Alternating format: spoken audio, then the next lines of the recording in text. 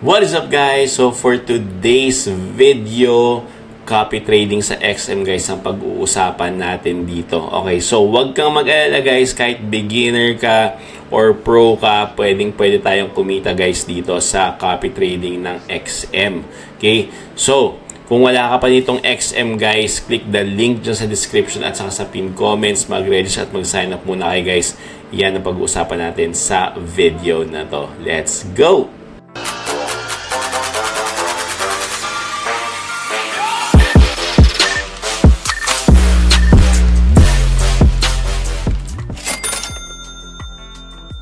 So, to sign up sa XM guys, so punta lang kayo sa website or sa link dyan sa description at saka sa pinned comments. Then, mapupunta kayo dito sa website nila. And remember, risk warning nila na nakasulat dito. Okay? So, your capital is at risk. Leverage products may not be suitable for everyone. Please consider our risk disclosure. So, basahin yun guys. Okay? So, sa lahat naman meron talagang mga risk. Okay? So, kung ready na kayo guys mag-copy trading, click on Start Copy Trading.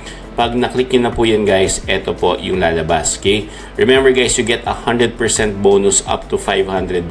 So kung gusto nyo pong maglagay na ng trading funds dito, may 100% bonus pa kayo. Yun ang kagandahan doon. Also, be sure to use my partner code. Okay? So, whatever country na meron kayo guys, so usually kung Philippines, and then click your email, tapos yung password, ito po yung importante. Magtatanong yan siya guys, have a partner code, enter here, pindutin nyo po yan, and then ilagay nyo po Mr. Fish in all caps. Okay guys, importante yan. Okay, kasi sa ating dalawa magiging partners tayo, and sa mga talagang kikita ng malaki dito sa XM, meron tayong mga surprise ang gagawin dyan pag nilagay nyo ang partner code ko dyan. Okay, and then click on consent, and then click on register, and then okay na, meron ka ng account dito sa XM. Okay, so pag nakapasok na kayo sa XM guys dito sa phone or sa desktop niyo or laptop, so ito yung makikita nyo guys. So kung mapansin nyo, meron tayong live account dito. So meron tayong 1,400 na live account. Okay? So kung magka-copy trade tayo guys, click nyo po yung menu sa ibabaw. Okay? And then i-click nyo po yung copy trading dito. So pag na-click nyo na po yung copy trading dyan, click nyo ulit yung menu sa taas. And then, remember guys to click on Create Investor. Okay? So, Create an Investor account, iba pa po to guys do sa pagka-sign up natin. Okay? So, kita nyo, nakapasok na ako dito, pero gagawa tayo ng investor account. So, click nyo po ulit yung Have a Partner Code, enter here. And then, again, lagay nyo po guys yung partner code natin, which is Mr. Fish. Okay? And then, declare na po natin yan, and then Create Investor Account. Okay? Pag na-create nyo na po yan guys, and then, okay na, meron na kayo investor account dito sa XM. You can go and click make a deposit and go to copy trading. Okay? Guys, kung naka-register and sign up na kayo dito sa XM, okay? Pag-uusapan natin dito guys is kung paano mag-copy trade as a beginner. Okay? Actually guys, ang tagal ko na alam tong XM pero hindi lang ako nag-focus. Pero ngayon, magpo-focus na tayo dito sa XM guys kasi napansin ko kung sumali pala ako dito at kung nag-focus tayo dito guys a few years back nung nalaman natin to, siguro tiba-tiba na talaga tayo dito in passive income every month. Pero ngayon guys, mukhang dito tayo dinadala ni Lord dahil sa nangyari sa atin sa YouTube na hindi talaga gusto ni YouTube yung mga content na ginagawa natin, yung mga pang short time na mga Gcash earning app, mga Telegram earn bots, mga crypto, mga pang short time lang guys. Pero ito sa XM trading, pwede natin gawin tong long term guys. Basta aralin lang natin siya. Pero kahit hindi ka rin naman feel na mag-aral dito guys, pwede rin kasi nga meron silang copy trading. Okay, so kita nyo guys, ito yung account natin. Meron tayong real account dito. So may 1,400 tayo na real account dito. So as a beginner, ang i-focus na natin guys is copy trading. So pag nakasign up na kayo dyan, ginamit nyo na yung partner code natin. Hopefully guys, gamitin yung partner code natin guys. Importante yun kasi pag naging tiba-tiba na tayo dito, may mga pasurpresa tayo dito guys. Okay, so abangan nyo na lang yun. Alright, okay, so kung G na kayo guys, so punta tayo dito sa copy trading. Ayan po sa taas ng menu. Tapos makikita nyo yung copy trading. Okay, so ang una nating titingnan guys, so since for beginners tayo dito, magkokopya tayo guys na yung low risk lang guys. Okay, so proprotektahan natin yung capital natin, and then doon tayo magsisimula na mag-profit. Okay, so ang discard lagi guys is ma-withdraw natin yung puhunan natin, and then lalaruin na lang natin guys yung profits natin. So in that case, risk-free ka na. Okay, so kukuha tayo guys, pipili tayo dito ng low risk lang muna since beginner pa lang tayo dito. So meron sila dito guys, featured best performers, tapos high win ratio, meron din silang high own funds, tapos low risk. Okay, dito tayo guys sa low risk. Ito yung mga kokopyahin natin.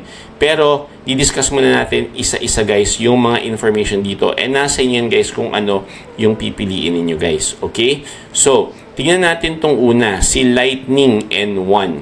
Okay, kung makikita nyo, si Lightning N1, ang return niya in 1 month is 171.23%. So that means, okay, in 1 month, pwede ka nang tumubo kagad dito. However, hindi lang po yun ang numbers na titignan natin kung magka-copy trade tayo. Titignan din po natin yung fee. So may kita guys, yung fee is 45%. Ibig sabihin, pag naglagay ng $100 dito, si Lightning N1 may 45%. So may halimbawa tumubo ng $100, okay, yung profit, wala naka-profit ka ng $100, okay, 55 lang sa'yo, 45 sa kanya. Okay? Pangalawa, yung win ratio. Okay, so mataas ang kanyang win ratio, okay?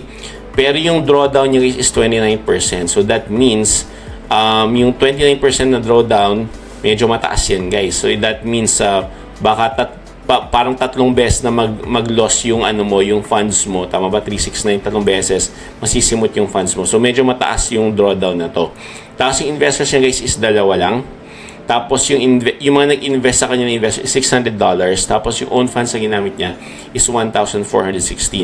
Plus meron nakalagay dito ng number 5. This is yung risk level niya, which is medyo risky. Okay? So pili tayo ng iba. Okay? So hindi to si Lightning N1. So try natin to si Safe Haven. Si Safe Haven naman guys, kung makikita ninyo, okay, ang return niya, 1 month return niya is 77.26%. So that means yung puhunan mo in 1 month, hindi ka pa bawi, may 77% ka pa. So on the second month, most likely, pwede ka na mag-profit. So okay rin ang number yan. Tapos yung fee niya mababa, 25%. Okay, so pwede na to. Yung win ratio niya medyo mababa, so okay lang. Yung drawdown niya guys is 11%.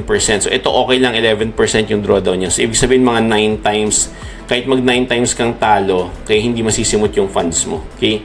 Sa investor naman guys, 3 lang investor niya. So medyo doon ako medyo questionable dito kasi tatlo pa lang nag-invest sa kanya. Tapos ang mga nag-invest na sa $850, yung own funds is 2001. So itong 3 na to baka pamilya lang din nag-invest dito. So wag muna yan. Hanap muna tayo ng iba. Okay?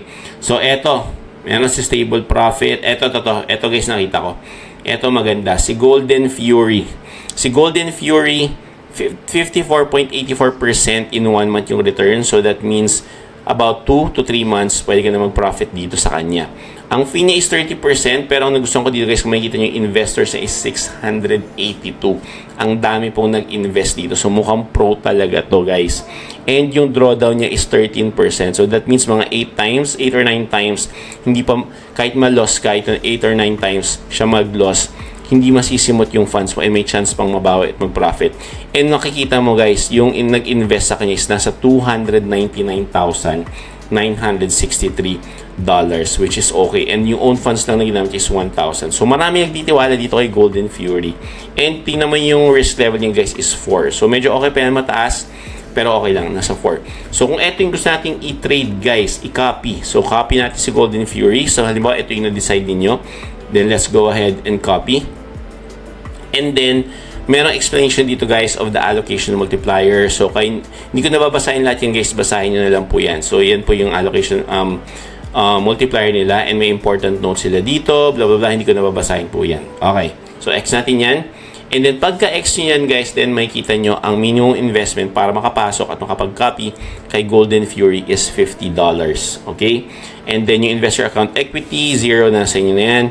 And then yung own funds na ginamit niya is 1,020. So pwede po kayo mag-choose ng investor amount or fixed multiplier. Nasa sa inyo na po yan guys. Okay? So dito na lang po tayo sa investment amount, $50. and then click on copy open trades. If you choose to copy open trades, any open positions the strategy manager has will be open at the prevailing market price. If the strategy manager has open position markets which are currently closed, then the orders will be placed once the market open. Okay, so copy trade, click nyo po yan. Pwede nyo po i-click, pwede nyo i-unclick, hindi naman siya, optional lang naman po siya. Okay, and then you can also choose yung take profit and yung stop loss. Okay, so hindi na natin gagawin yan. Let's just do the default. Okay, and then click on copy.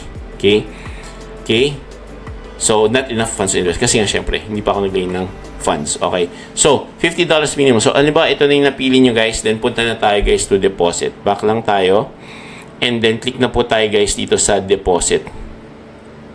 Okay, and then once we deposit, ang kagandahan po dito guys is pwede tayo mag-deposit through mobile banking, through GCash, cryptocurrency, online bank transfer, Visa, Google Pay, NetTeller, Skrill, Binance Pay, Maya, and most of our viewers is GCash po ang pang-deposit dyan. And be sure na kung anong ginamit nyo pang-deposit, yun din po yung gagamitin nyo guys for withdrawals. Kasi same process din po yan guys. Pag mag-withdraw na po kayo, dapat parehas po yan and parehas po yung name na gamitin nyo. And also, dapat po kayo ay verified. Okay, so be sure to verify na rin po yung inyong account dito guys sa XM. Okay, so when you click on GCash, napakadali lang po, ganyan po. So minimum deposit guys is 1,700, maximum is 50,000 pesos. So halimbawa $50 yung nandun guys, so nasa magkano yun? $50. So sabihin $50 magkano yun? That would be 2,800. Pero kung kaya nyo naman guys na maglagay na ng 50,000, depende sa risk appetite ninyo, then ilagay nyo, ay hindi pala, dapat dito tayo sa peso. So 50,000 pesos, so that's around $892.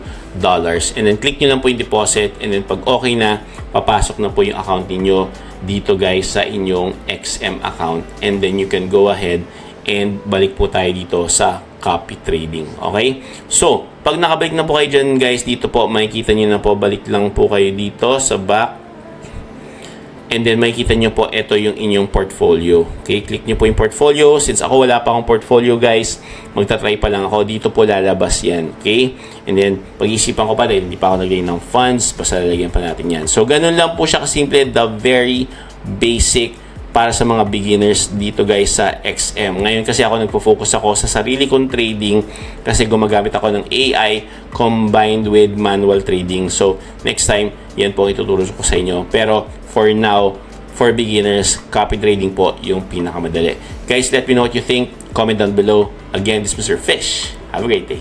Bye!